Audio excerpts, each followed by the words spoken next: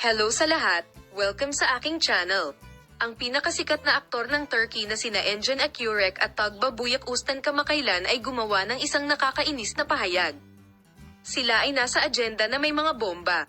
2 buwan bago ang kapanganakan ng kanilang unang anak, ikinagulat ng mag-asawa ang lahat sa pamamagitan ng pag-anunsyo na magkakaroon kami ng mga kapatid sa sandaling ipinanganak ang aming sanggol. Ang hindi inaasahang pahayag na ito ay ikinagulat ng mga tagahanga at media, at iniisip nila kung ano ang gagawin ng mag-asawa. Sina Engin Akyurek at Tuba Ustan, na matagal ng masayang kasal, ay naghahanda na para koronahan ang kanilang kaligayahan sa kanilang unang anak. Gayunpaman, ang pahayag na ito na ginawa ng mag-asawa 3 buwan bago ang kapanganakan ng kanilang sanggol ay nagulat sa lahat.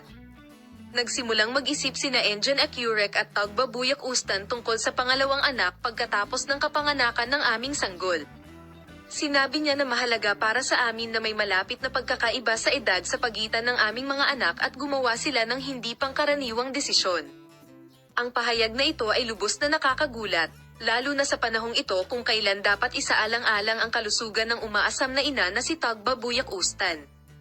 Bagamat ang malapit na bilog at mga mahal sa buhay ng mag-asawa ay nahirapang tanggapin kaagad ang desisyong ito, marami sa kanila ang nagbigay diin na dapat pag-isipang mabuti ng mag-asawa bago ipagpatuloy ang desisyong ito. Ang mag-asawa, na binuo ni na Engin Akyurek at Tugba Ustan, ay ipinagtanggol ang desisyong ito at ipinaliwanag na ang pag-iisip tungkol sa pangalawang kapatid pagkatapos ng kapanganakan ng sanggol ay hindi makahahadlang sa kanilang kaligayahan. Ang pahayag na ito, na may malaking epekto sa mga social network, ay nagdulot ng iba't ibang reaksyon sa mga tagasunod. Habang ang ilan ay sumuporta sa desisyon ng mag-asawa, ang iba ay nagtanong kung makatwiran na magkaroon ng 2 anak sa ganoong maikling pagitan.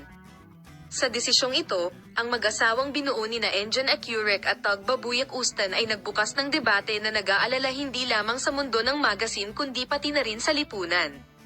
Maraming tao ang nagtaka kung paano makakaapekto ang mga pananaw tungkol sa pagkakaroon ng mga anak at pagpaplano ng pamilya sa desisyon ng sikat na mag-asawa.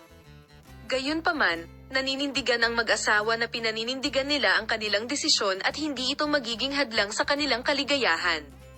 Sinasabi nila na hindi nila iniisip ang tungkol sa pagkakaroon ng pangalawang anak sa ilang sandali bago ang kapanganakan ng kanilang sanggol. Ang mag-asawang itinatag ni na Engin Akyurek at Tuba Ustan ay patuloy na nanalo sa pagmamahal at pagpapahalaga ng maraming tao sa kabila ng kontrobersyal na desisyon. Salamat sa panonood ng aking video palem, makita ka sa mga bagong video.